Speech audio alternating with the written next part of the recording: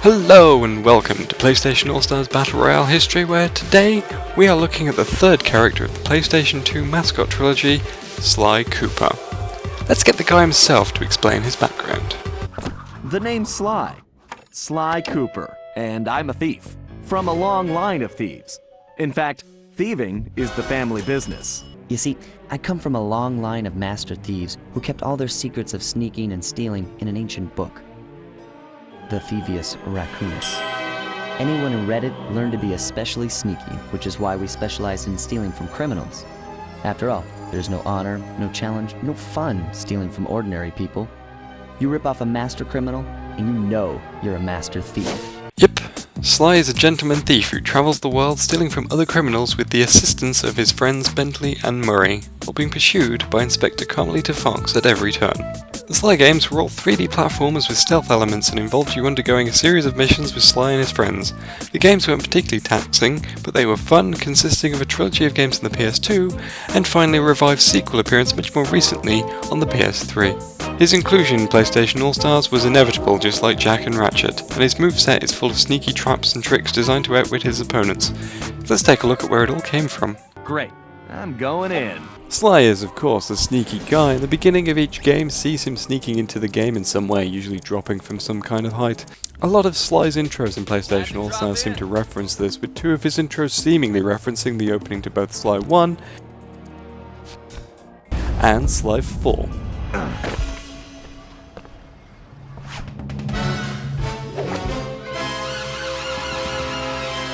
Sly's primary weapon is a question mark-shaped cane passed down through generations of his family, used for a number of things such as swinging, ziplining, and of course, whacking people.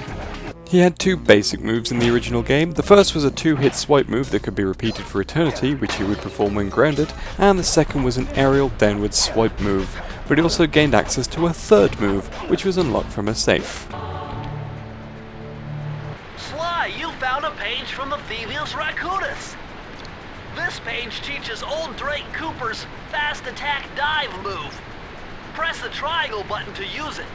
The fast attack dive would later be known as the knockout dive, and this sees Sly dive forward, spinning his cane like a propeller, causing damage to anyone who gets in his way. Expanding on this in Sly 2, Sly also gained a cane swoop move, where Sly swings his cane upwards, mostly for variety, but it also became useful when being stealthy. In order to shut down those yellow lasers, you'll need to take out that guard. Sneak up behind him and press the triangle button to knock him into the air. Then the square button to slam and finish him off. Got that? The triangle button, then the square button.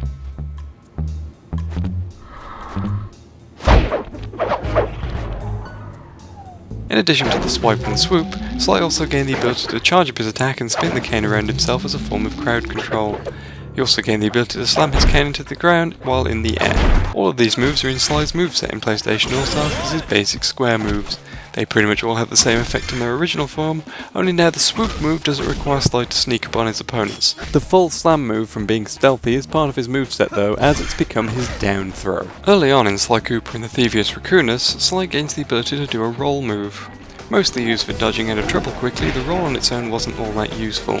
However, Sly can later gain the knowledge of how to make this move more deadly, namely giving it electrical properties that Sly can attack with. However, it's still not as useful as the cane, so you'd probably be best sticking to that.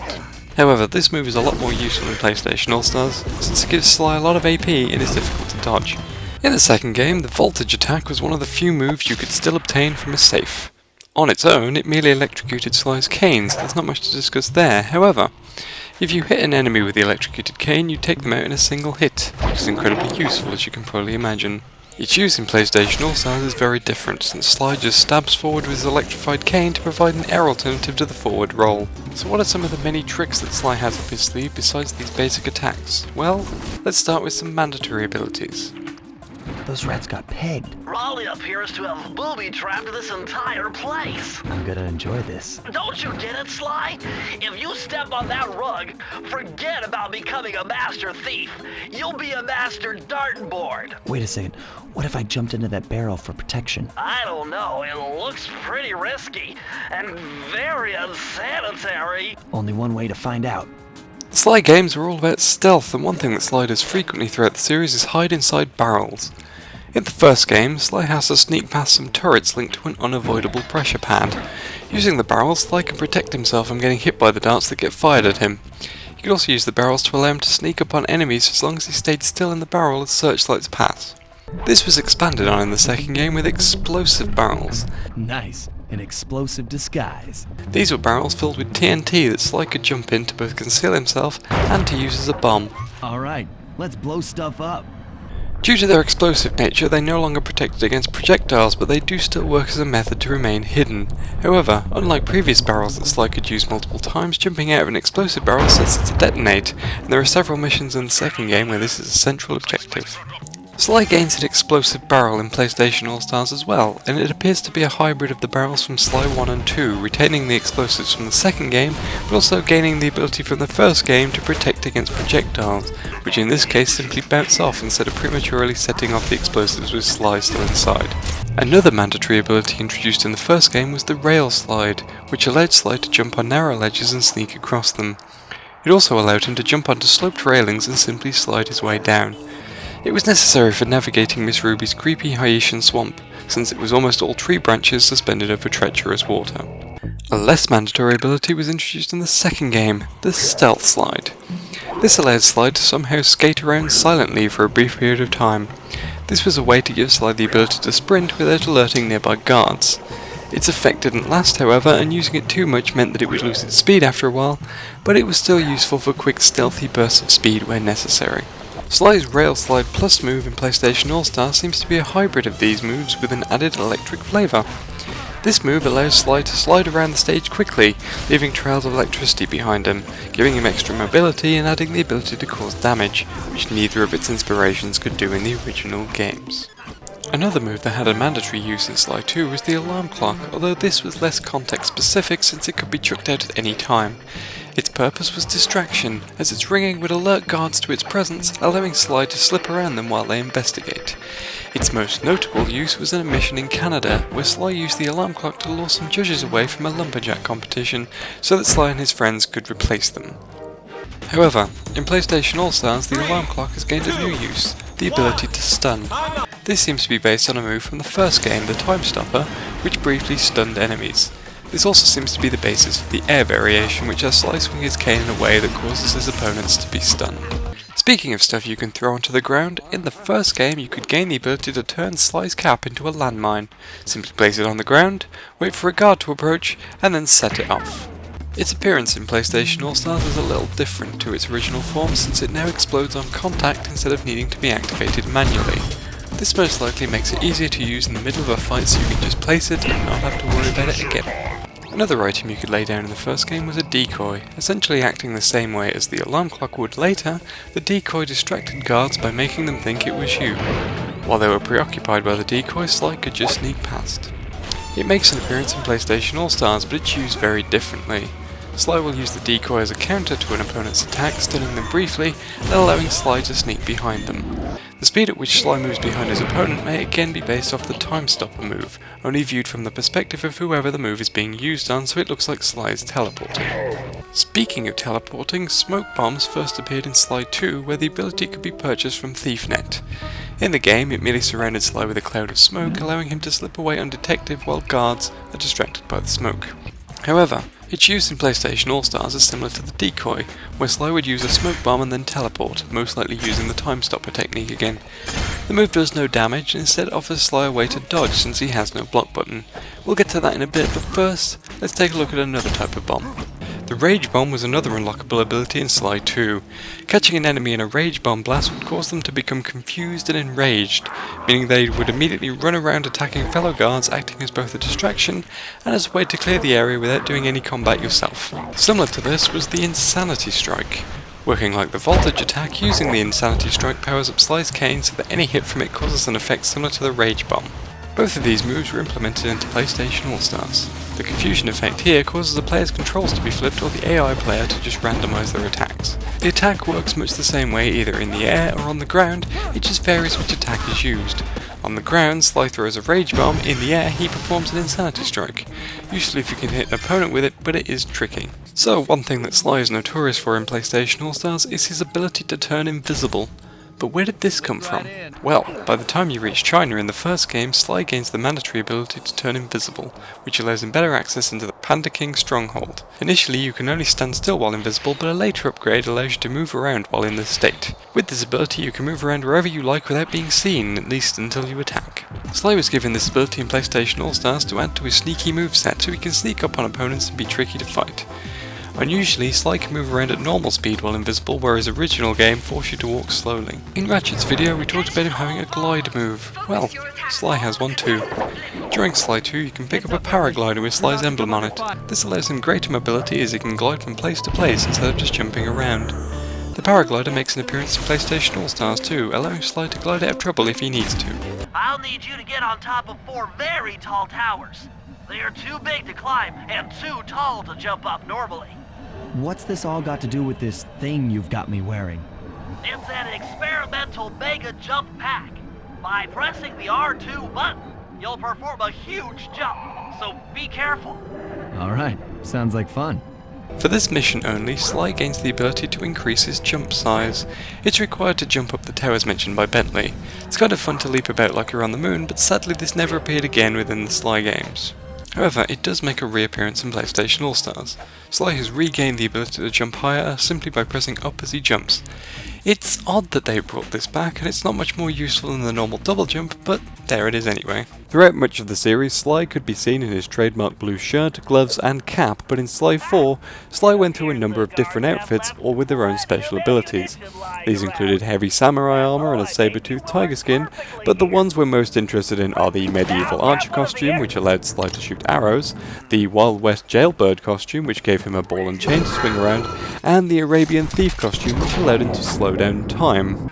Which brings us to his PlayStation All-Stars costumes. His default is, unsurprisingly, his trademark blue outfit worn throughout the series. The red alt colour is based on an unlockable bonus outfit from Sly 4, while the grey alt may be based on the time Sly pretended to be a statue in Sly 2, while the black variant may be based on Sly's frequent slipping in and out of shadow. Those last two kind of stretching it, but there's no specific origin. The Archer is another costume, with colour variants using the black and red from the default, and a blue variant that's clearly based on Sly's default outfit. The Arabian outfit is Sly's unlockable outfit, with all colours once again seemingly taken from the same red and grey sources, with the green outfit being a possible nod to the Archer costume. Finally, we have the Jailbird, whose alt colours once again seem to be references to other costumes, with red, blue and green coming from the places that we've already talked about. So now we're ready to move on to the supers, but first, let's take a quick recap, shall we?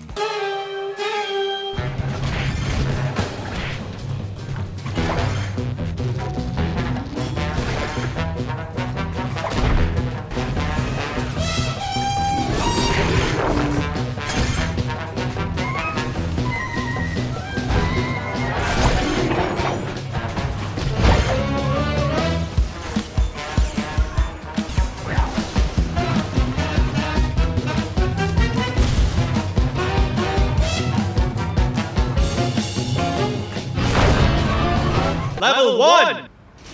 Okay, Murray, you're up. The Murray is always on, Bentley! This is Murray. He's a member of Sly's gang, the Cooper Gang. He's known as the muscle of the group, always able to rush in and start throwing punches. Initially, he just drove the van in the first game, but in the second game, he became part of the gameplay. Good to see you, little buddy. I guess the way through the wine cellar is guarded by those rats. Bentley thought you might like some help clearing them out. Sounds like fun. You and me, back to back? Totally. Outnumbered, fighting impossible odds. It's perfect. Alright, pal. Let's get to it. In a few missions, Murray will fight alongside Sly, providing extra muscle to Sly's admittedly limited cane moves. However, he also became playable in his own right, bringing a different playstyle with him for certain missions. His main moves are punches, but he has another that we're most interested in, which is the belly flop. With this move, Murray will slam his body weight into the ground, causing a shockwave. was a pretty useful move, allowing Murray to deal with a number of enemies at once. In PlayStation All-Stars, Murray is one of Sly's supers. Sly will call him out for assistance, just like in some of the missions from the original games, and Murray will rush forward and then perform a body slam, generating kills on whoever gets in the way. Looks like you're on your own from here. I'm used to it. Thanks for the help. Anytime, partner. Level 2! At the very end of Sly 1, Sly faces off against Clockwork, the evil owl robot creature that's been stalking his family for generations. In order to face off against this winged beast in a lava pool, Carmelita Fox then Sly her Jetpack. We'll talk about her in another video, but for now let's focus on the Jetpack. Okay, that jetpack is easy to fly.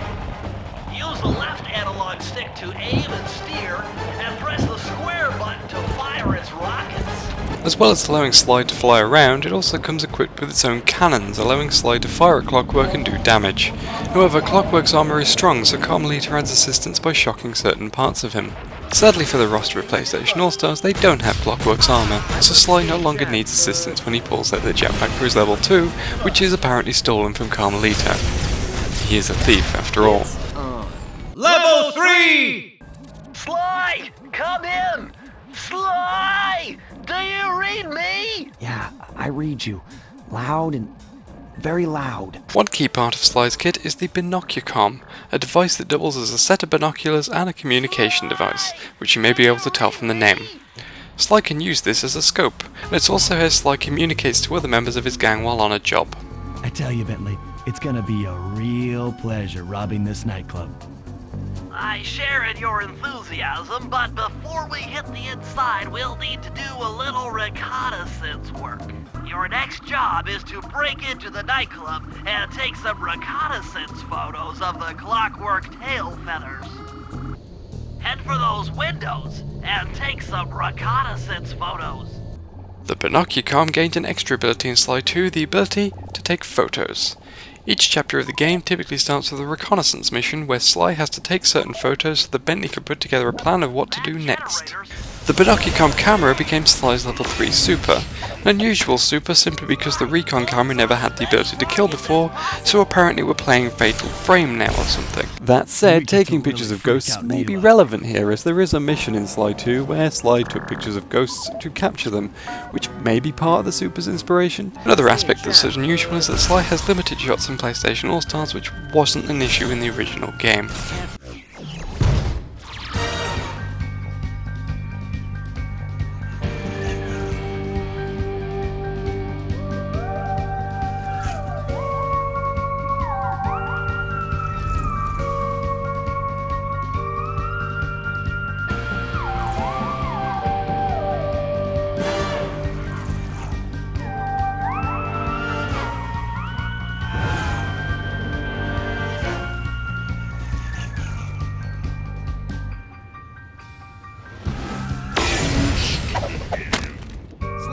Focus on as many targets as possible. I'd love to stay in chat, but... Careful, or we will be terminated. Before we go, I just want to take a quick look at how Sly would pose at the end of a successful mission in Sly 4, as this became one of Sly's winning outros in PlayStation All-Stars. That's it really, just wanted to mention that. So that's Sly!